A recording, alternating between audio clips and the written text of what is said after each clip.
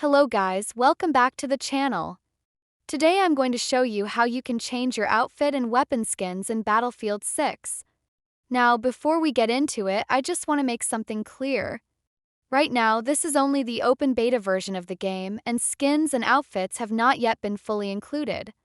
So if you don't see these options in the beta, don't worry, they are confirmed to be available in the full game once it officially launches. How do we know this?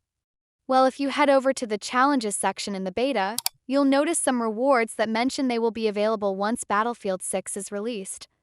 That's a pretty strong confirmation that skins, outfits, and unlockables are definitely coming to the final version. Now, here's how it's going to work. Once the full game launches, you'll be able to unlock skins by completing challenges.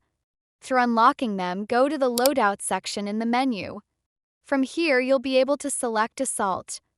Then you'll notice a new option to change your outfit skin. That's where you can swap between different character looks that you've earned or unlocked. The same goes for weapons. When you open up a specific weapon, you'll see an option that says skin and another one for stickers. And that's it, guys. If this video was helpful, don't forget to hit the like button, subscribe to the channel for more Battlefield 6 updates,